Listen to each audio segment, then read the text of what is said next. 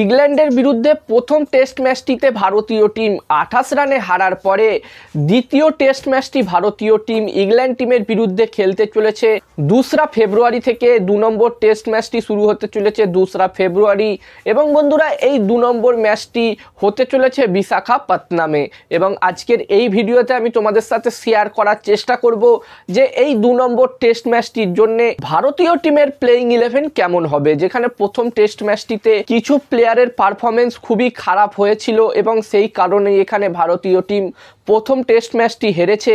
এবং আজকের এই ভিডিওতে আমি তোমাদের এখানে প্রেডিকশন করে জানানোর চেষ্টা করব যে এই 2 নম্বর টেস্ট ম্যাচটির জন্য ভারতীয় টিমে কোনো পরিবর্তন হবে কিনা, আর যদি কোনো পরিবর্তন হয় তাহলে কোন প্লেয়ারের জায়গায় কোন প্লেয়ার এখানে আসতে চলেছে এই 2 নম্বর টেস্ট ম্যাচটিতে।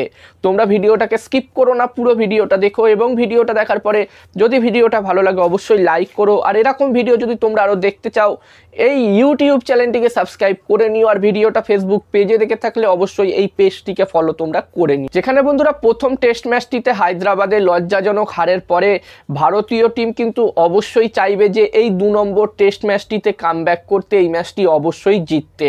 এবং এই ম্যাচটি জিততে হলে ভারতীয় টিমে অবশ্যই কিছু পরিবর্তন করতে হবে। যেমন বন্ধুরা এখানে সবার প্রথমে যদি আমি ভারতীয় ওপেনিং জুটির কথা বলি তো এখানে কোনো চেঞ্জ হবে না। এখানে ইয়াশাসপ্রীত জয়সওয়াল এবং রোহিত শর্মাই খেলবে এবং এই 2 নম্বর টেস্ট ম্যাচটিতেও বিরাট কোহলি অ্যাভেলেবেল থাকছে না, তাই হয়তো এখানে শুভমান গিলের খারাপ ফর্ম থাকা সত্ত্বেও তাকে আরও একবার সুযোগ দেওয়া হবে। এখানে 3 নম্বর পজিশনে আমার মতে শুভমান গিলকে আরও একবার সুযোগ দেবে ভারতীয় দল।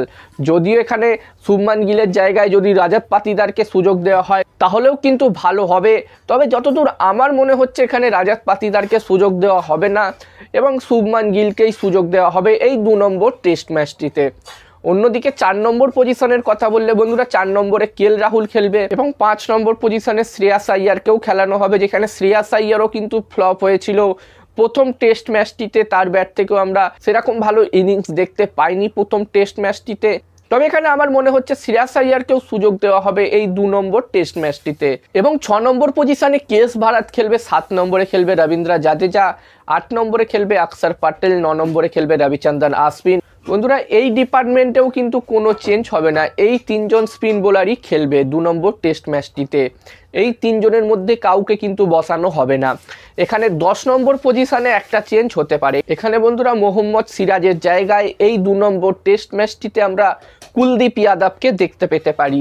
যেখানে আমরা দেখেছিলাম ইংল্যান্ড টিম প্রথম টেস্ট ম্যাচটিতে শুধুমাত্র একজন ফাস্ট বোলার নিয়ে খেলেছিল, মার্ক উডকে নিয়ে খেলেছিল এবং তার ফলও তারা পেয়েছে।